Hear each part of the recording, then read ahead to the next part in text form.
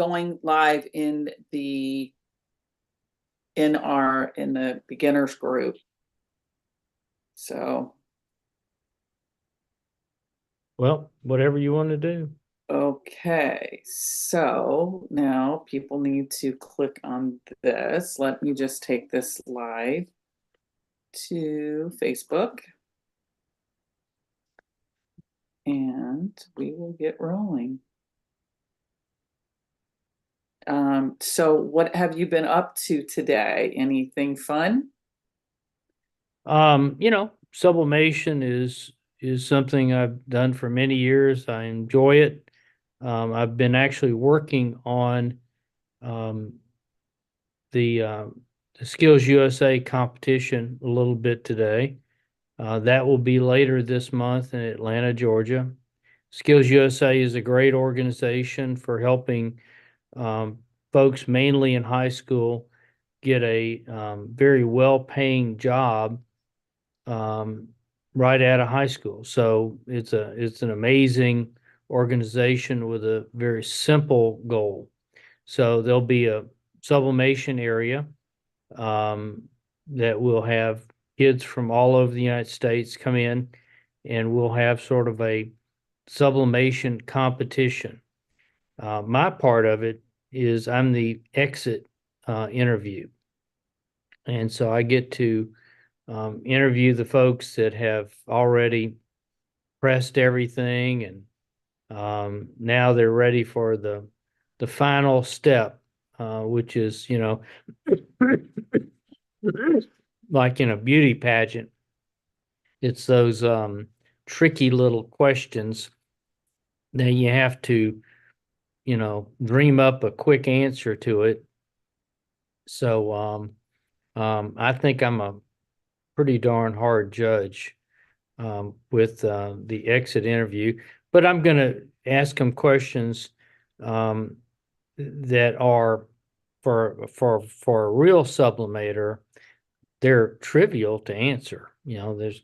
But if you don't really know what you're doing, um, then you'll come up with answers that are sort of out of thin air. It's interesting that these kids, I think any kid, um, they they come up with we'll call it answer out of thin air in seconds, instead of saying those magic words that all of us that have been that are married know to say, that the magic words are I don't know. Um, so you just don't dream up answers, but I'm looking forward to it. I also, because there was a shortage of judges, um, Victoria, my daughter, who's director of our marketing, was asked to be a judge as well. Nice. So she's agreed. Aaron Montgomery, which runs the competition, he's the person in charge. He just has done an amazing job every year, and so he's sort of telling us, um, what we need to do, And how to do competition. it. And so looking forward to it. What we really need is lots and lots of more schools to participate in the sublimation competition.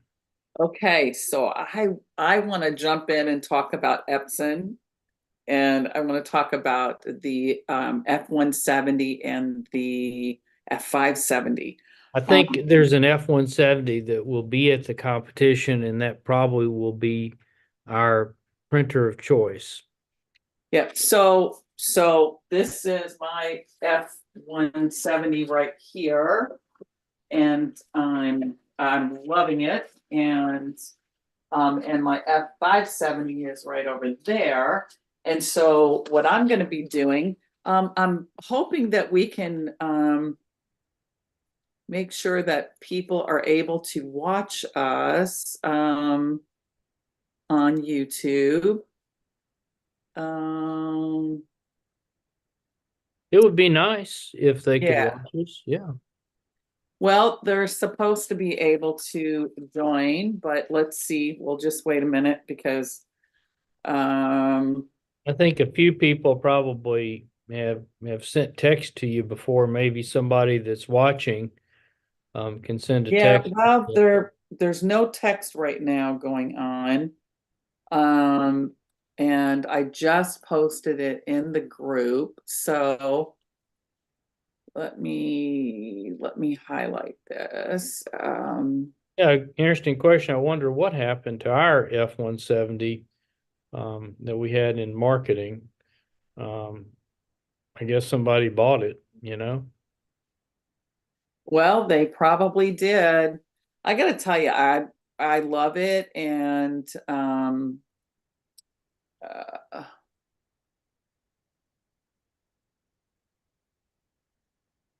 okay, let's see. I'm trying to see if anyone, well, okay, so if anyone is able to watch us, okay, so I think I need to go to YouTube to find that out though, because I'm looking on Zoom and okay, there we go. There we have it. All right, let's see. It says 4 people are watching. All right, there we are. Okay. So I'm I'm super excited about this particular um show, David, because so many people, and I think actually in the very beginning when the F-170 came out, I know for a fact actually because I bought it, it did not have the same drivers that the F-570 had. So you could get amazing colors and you could get good colors, but you weren't getting amazing colors. Now they have the same drivers and I'm getting the same amazing results. So I'm going to, I mean, one of the things that I want to show, I'm just going to, um, and I don't know if people are able to comment or not. So let's just see. Uh, I can tell you while you're looking there that the F-170, like the 570, you have two strategies for printing to it. One strategy is to do the color management in the driver, and the other strategy is to do the color management in the application. Um, and if you have a program like Photoshop, Illustrator, so forth, you can do everything in the application. Um, yes. and then number two is you need to go into the driver settings and create a preset that would define how you're doing color management and also set the quality settings for the printer. Um, Typically, you'll want to max out the quality in the driver so that you really get that fine detail that we all love. So it's saying that it's a private. So I'm going to see if I can. I thought I listed it differently, but I guess I didn't. So I will see if I can change that so people can comment because the last time people were able to comment. Um, let me just see if I can. Oh, edit video right here. Let's see. And at this point, it doesn't, it actually is fine to, oh, but I may not be able to, oh, here we go. All right, I think I'm just going to make it public. Yeah, okay. So I made it public. So now people should be able to comment. And I'm going to share my screen. What's the name of the channel? Um, it is Sublimation for Beginners and Beyond. Okay. I'll just see if it seems to be okay on my phone. Okay, so I should be able to see it live right now. And I do. Okay. So okay. Hello, David and Cheryl. Okay. Good afternoon. Okay, perfect. So we have people watching. Okay. So what I want to show you guys is how these prints are exactly the same. Well, they appear exactly the same. So let me share. We are definitely live. So Yep.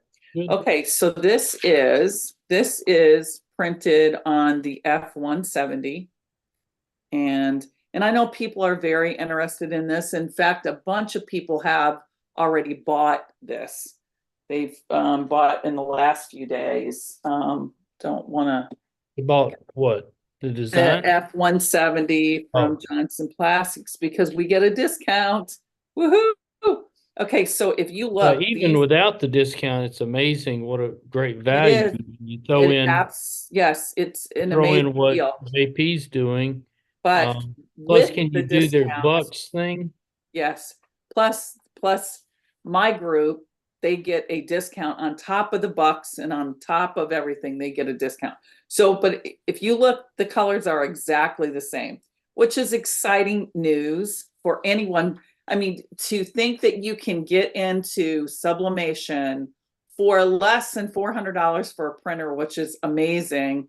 And then to be able to get a heat press if you get which I would recommend, like a 14 by 12, if you can't afford one that would be more expensive, I would highly recommend getting the George Knight 12 by 14 heat press because it's amazing.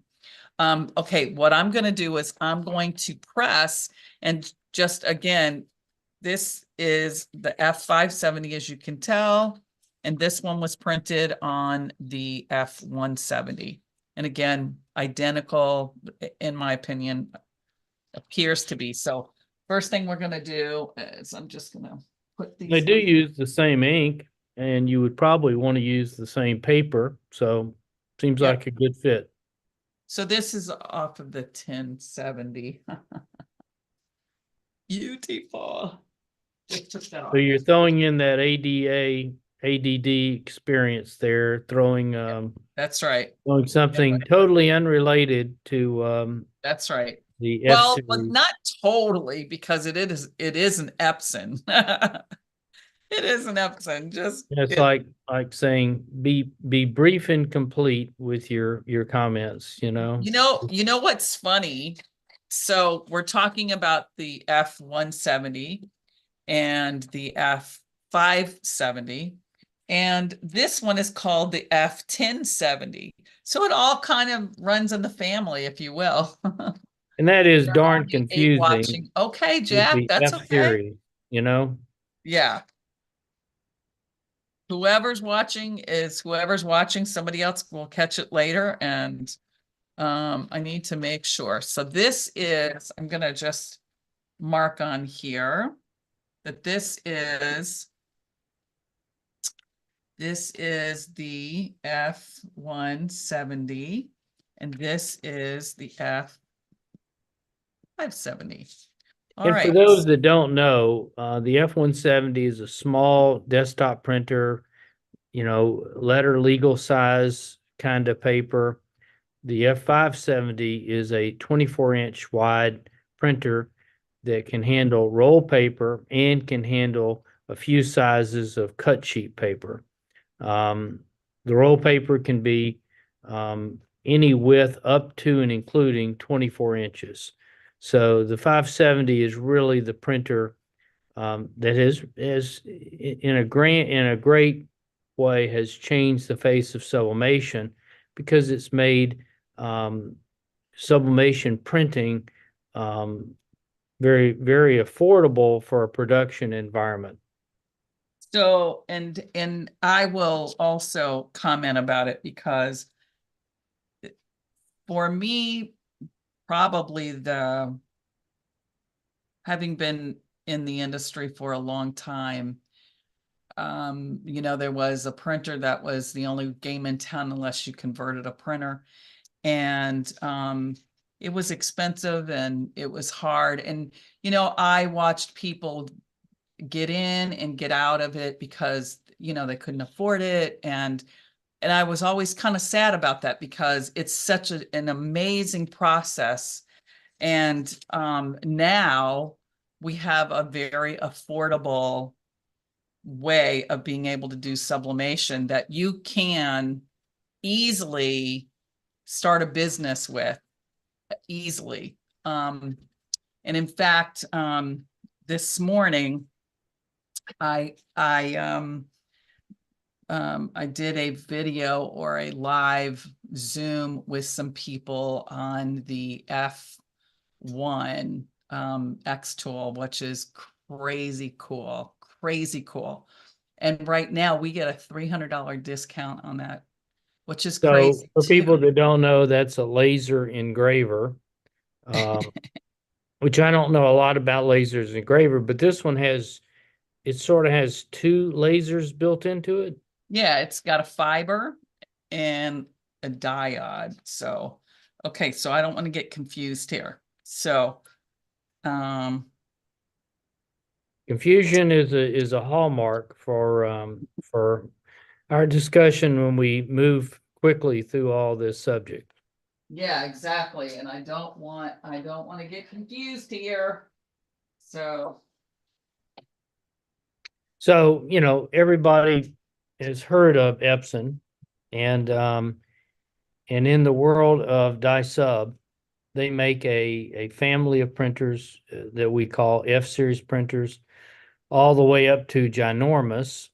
Um, and they really know how to make printers. They're very good at it, and they also make their own ink. They make their own die sub ink, um, and it just so happens that they come in bottles. So it's a we'll call it a bulk printer, bulk refill printer, where you just pour the bottle into the printer.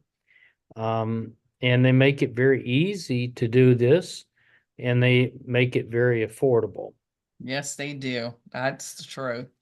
And I literally, I mean, people could laugh about this, but I prayed for the day that Epson would come out with a desktop printer. I mean, it was so necessary and so needed. Um, and I am super, super excited. So I am demoing now, or pressing, I guess I should say, um, the two. And Jack says bye. There's 16 now watching. Jack is so funny. Yeah. Hey, Jack. Hope you're doing well. Yeah, okay. So we're going to see. Let me actually put On this. the paper side, I believe JP sells a great paper for the F-170 and for the 570. You always want to take advantage of papers that are very proven for a printer. So, for instance, on Amazon, a very popular paper called A-sub paper, I don't care for because it comes out of the printer very wet, and you can have tractor wheel marks going through the wet ink, and it's going to cause sort of what we call tractor wheel marks. And so A-sub paper, even though it's a great high release paper, is just not going to be an ideal paper for the F series printers. So I don't suggest you use it. You will get ink, wet ink on your tractor wheel marks. It won't damage the printer in general, but it's certainly going to cause some printing, what we call defects. So I would use some fast drying papers, and I know JP has those kind of papers. I forget what they call them, but that's what I would do. Yeah, I would agree with you. I would definitely agree. Okay, so I'm gonna share here. I wonder Um, if the JP people uh, watch any of your lives. I have no idea. But they may not even know that I'm going live. They probably don't. As you know, of years and years of working with me, I don't let vendors in my Facebook group. I do That do hasn't changed. That hasn't changed. So as you can see, they look identical.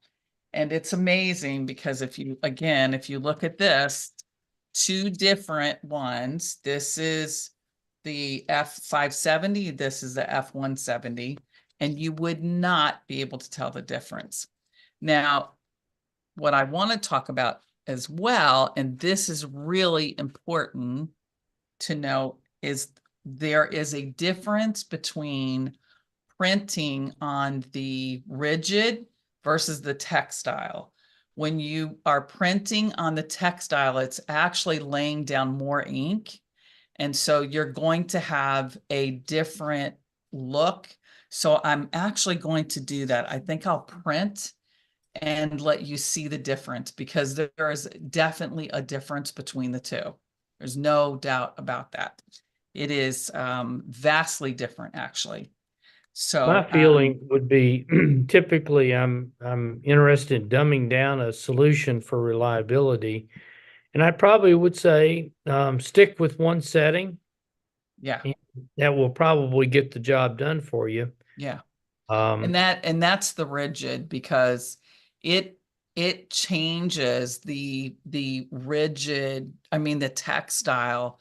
Well, I'm gonna print it so yeah. that people can see it. So why would you care if you get the same color on the 170 as you do the 570? Here's my thought. For instance, I'm a big believer in sort of hitting the road with your sublimation system and attending, um, you know, events. They could be an indoor event, they could be an outdoor event, and doing on-demand sublimation. I think it's a great way to get people to buy your products. So, for instance, you could have an event template um, where you're describing the event, and then you have a place in the template for a photograph. You could take the photograph; they could provide the photograph, and that would be a great strategy. You could just simply take a photograph and put it on the product. In addition, you could choose a strategy where you've got a really funny, wacky design like Bless Our Home, and you put the person's name on the product. So we'll call it semi-custom, if you will. So all that really will make the cash register ring. Mhm. Make the cash register ring. Okay, so I'm printing off now textile. I'm sorry. Yeah, textile. I'm printing that off now. And So I people will, all the time ask, what's sort of the difference between, say, a printer like the F-170 that's made for sublimation and a, converted printer. And one of the biggest issues is that, typically you're going to use a ink that's sort of random brand inks out there you buy on Amazon, where for the same money, really, you can buy the Epson brand sublimation ink. And if I was doing it and I had a converted printer, I'd probably use the Epson brand ink anyway, um, because it's really, about the same cost. Um, but basically, the biggest difference is that you're typically not going to get a driver and a ICC color profile that is tuned for that ink that you're using. Um, Probably not going to get a profile at all. So getting a turnkey solution like the F-170 has is the best game in town. okay, I don't know if you can tell the difference. Can you see the difference? I really cannot. Well, I definitely can see it, but let's see if anybody in the audience, because this definitely has more of a, if you will, almost like a burnt orange versus like a red here. So, comment in the comments. So both of those use the textile setting, No, F-170, this one is rigid. This Okay. one's textile. All right. So you could transfer the textile and see if the differences are Oh, more I'm gonna do both of them and just, um, side by side. but typically, if you're using a different profile, obviously you're going to get a different color. That's Yep. just sort of common sense. Um, and again, I'm a big believer in sort of coming up with one set of settings and using that for everything.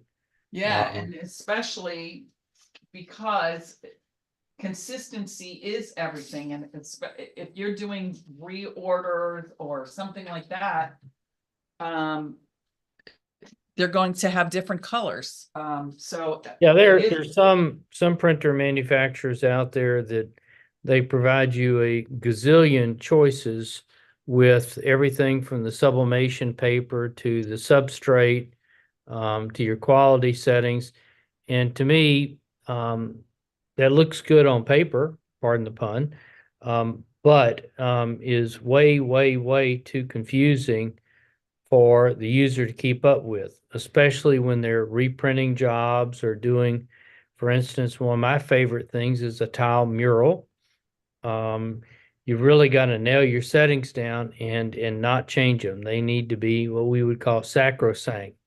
They yeah. need to be fixed. Um, so So that NJ said she could see the difference. This is textile. NJ probably has better eyes than I do. All right, well, we're gonna press it. We're gonna see. I mean, I think it's really important that, people, and I'm in total agreement with you, David, about staying on the same settings. I think that that's really important. At the end of the day, you want to have consistency in your colors. And that And includes using the same paper. I Don't go around swapping papers. Paper is a inexpensive expense. And so you want to nail your settings, you want to nail your equipment, and then most absolutely. importantly, you want to nail your transfer settings. It's time, temperature, pressure, and technique. Technique is what's on top, what's on bottom.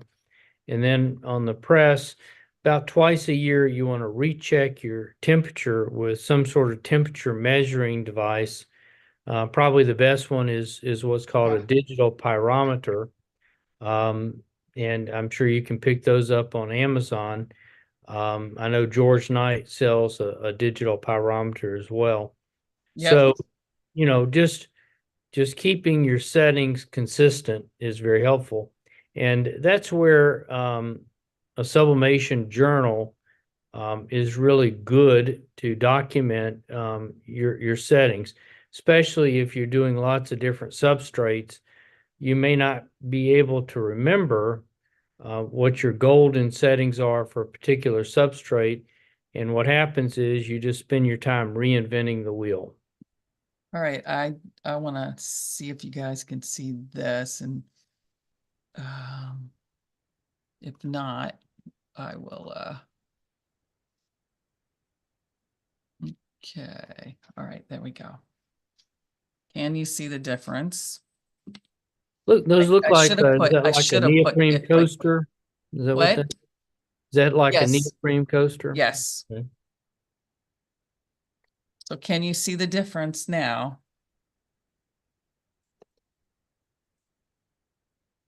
No. I think I can, but it's difficult. I'm This sure. one is like this one's like an orangish, and this one is a red. So it's I think you can almost see it better the other way. Let How me long did you press them for? I actually I've got them at I have it at 380. for 60 seconds. Okay. So one of the things when you're dialing in a substrate, regardless of your sort of, computer printer settings, it's really good to do a black test when you're figuring out what your settings need to be. Black, you want to use an RGB 000. We live in the RGB world. Oh, And you can you want definitely to, see it like this, David. You can definitely see the difference. yeah, I think I can, but it's sort of hard. But You you want would to you you would want to nail not your you would not want again, you would not want to have like if you were delivering this to your client and then all of a sudden you deliver this and they're like, well, wait a minute, it's like two different colors. And it clearly is, I mean, it's definitely vastly different between the two. absolutely. Yeah.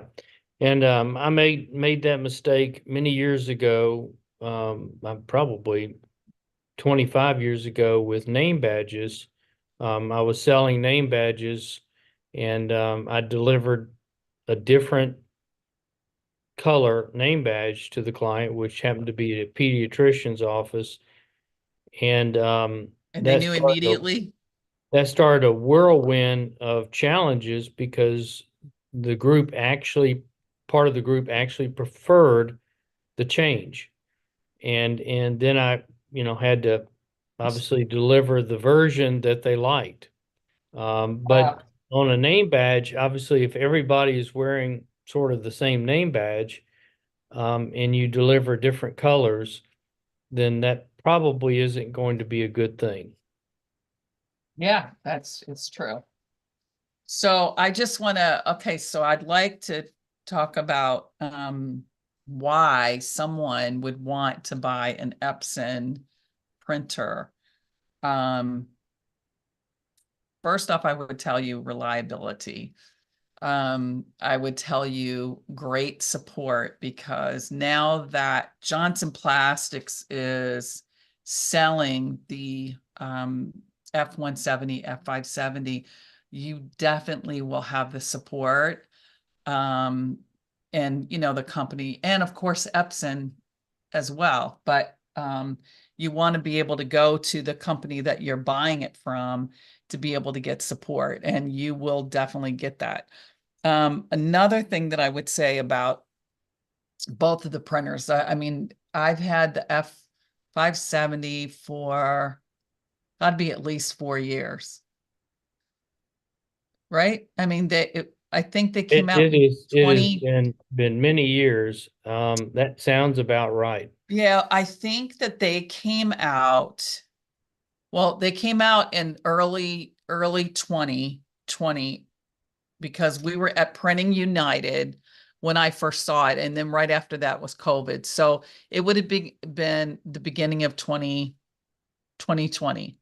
And I can tell you that it has been an incredible printer for me. I mean, just, I absolutely love it. I love being able to print 24 inches, be able to, nest as many designs as I want on it. I mean, some of the things that I would tell you that I have missed, that I will be able to do on the F-170 is the mug paper. Love the mug paper. So, and speaking of that, David, people have been asking about paper and they've been asking about Dytrans and where can they get that or something close to that. So um, we hope to have more information for you in the near future about the Condi brands and who will be selling those. I think there'll be an announcement relatively soon. Um, we had lots of different sizes of the Dytrans paper, and principally that was because if you don't have to handle it, cut it, do anything with it, then obviously it can improve your workflow. It can lower your production cost. So Absolutely. there's lots of things that you can do to improve your process, and that's really an important element with consistency. If you really have nailed down your process, then you're probably going to have a whole lot less defects, and you're probably going to have a lot of throughput. Yeah, and so yeah, so there have been people asking for different items that were pretty exclusive to Condi. So I'm sure in the weeks to come, we'll know more information. I think, Does for now, I think JP is just an excellent company, Mhm. and you can always ask them if they've got what you're looking for. Yeah. Um, and And we get a really great discount with them. So we get a 15% off discount. So you want to utilize that as much as possible. They are, their support team has been great. So anything you need, just you can message me or Team Cheryl, and we'll get you more information yeah, because we've always been good friends with the folks there at JP, and they're a class act, good company, and yep, certainly would recommend you check out their offerings. yeah, for sure, for sure. Um, let's see, Pro Spray, we'll miss it. So I would suspect that there will be a rebirth of Pro Spray. We had nailed down the new formula. It was going to be Pro Spray 3, and we decided to I decided to retire before Pro Spray 3 came out, and so I'll make sure that um, somebody does indeed bring to market Pro Spray 3. Okay, well, you heard it here first, Phyllis. Okay, so does anybody have any questions in terms of the Epson F-170 or the Epson F-570? By the way, I've been hoarding Pro Spray cans for my projects that myself and my wife do at home, um, because it's like we call it a wonder drug, if you will. It just does an amazing job for what it's intended to. So it is one of those products you sort of love to hate, because if you spray it in the air, and it lands on your floor, well, guess what? You're gonna get a sticky floor. But if you handle it like we certainly would like you to, it's an amazing product for what it does. I agree. So the next, I would say the next live, what is our next live, David? I don't know, Cheryl. Um, You usually sort of tell me what to do. um, well, there's a possibility that we have a live tomorrow, but I'll let you know. Well, I do reserve a slot on my calendar For for, Thursdays and Friday. yes. Okay. But then again, NJ could probably tell me if we have something tomorrow or not. Because she stays on top of it. Maybe anyway, NJ, if you're still on, let me know that whether or not we have something with David tomorrow. Um, but if nobody else has any questions, then we will wrap it up, and I will, again, we get a really nice discount on the F-170 and the F-570, and several of you have already taken advantage of that, and I certainly would tell you that, yes. Oh, Yeah, she's and checking. just a couple of tips for people that have the F-170, F-570. I do always recommend that people buy a APC brand UPS. You can buy it at Best Buy or Amazon or whatever, and plug your inkjet printers into that, plug your computers into it. And I do recommend that you keep the printer turned on all the time. Um, and don't just because something goes wrong, don't let the first thing you do in solving the problem do a cleaning.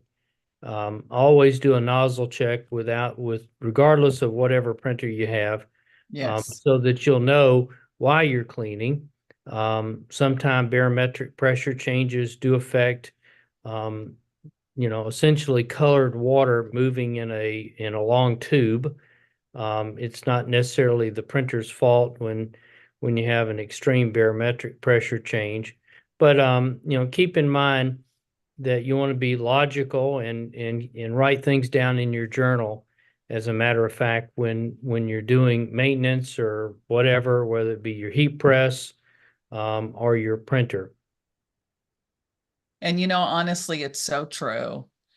Because it's you think you're going to remember something, and inevitably you forget what that setting was or what. I mean, at least I do. Okay, so NJ says it's next Friday at 3 p.m. Eastern, so 2 p.m. Okay. your time.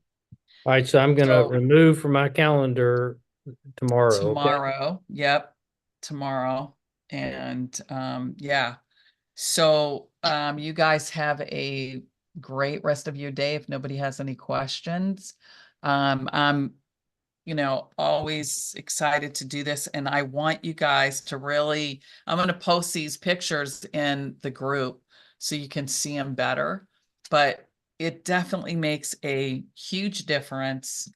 And again, I think it's really important that you just keep one setting, stick with that. I mean, if you're doing textile, I mean, of course you can use the textile if you want to, but I think it's Yeah, I would say one setting, even with textiles, is probably the way to go.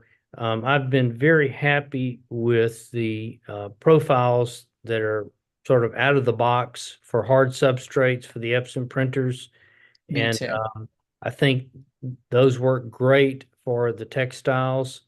Um, Yeah. so that's That's what I all I would. use is textile. I mean, rigid. That's all I use is rigid. So, and I get great colors every single time. So if So you're I agree doing with you. multiple items, some being soft substrates, some being hard substrates, I would say you'll benefit from one set of settings for the printer. What voltage on the UPS So is UPSs are rated by power. Power is volts times amps. And like a typical 450 um, VA, which is what they call it, or some people would say watts. It's not quite watts, but close enough. But a UPS is 450. I think that's a good one to start off with. But if you really wanted to try to understand it, look on the back of the data plate of the printer and the computer, and it'll tell you sort of how many watts it's going to use, and you want to buy a UPS that's sort of a little bit above the amount of watts that you need.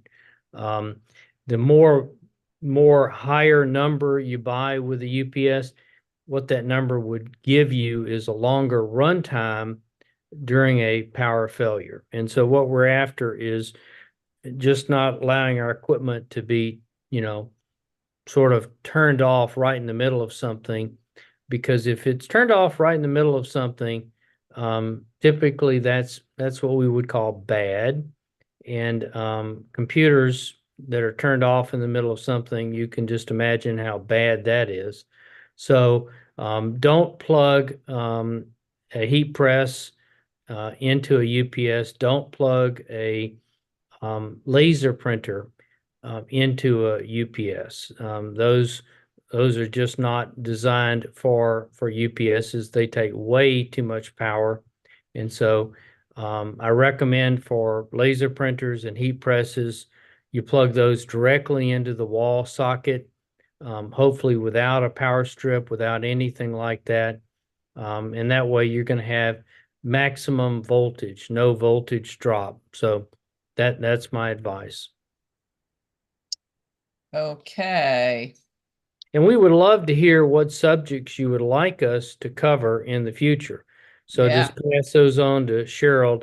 Um, and they can be whatever subject you want to talk about in our world that we live in, which is, the digital decorating world. It's what an incredible world. And people love buying personalized products. they Um, do. They do. They so really do. you got to get out there and sell it, of course. And we could talk about the elements of being successful with selling personalized products. So she said, thank you, David. So, Okay. all right. Well, thank you, David, All for right, I'm being gonna drop here. off then. And Thank you, all everyone. right. Thanks, Take care. everyone.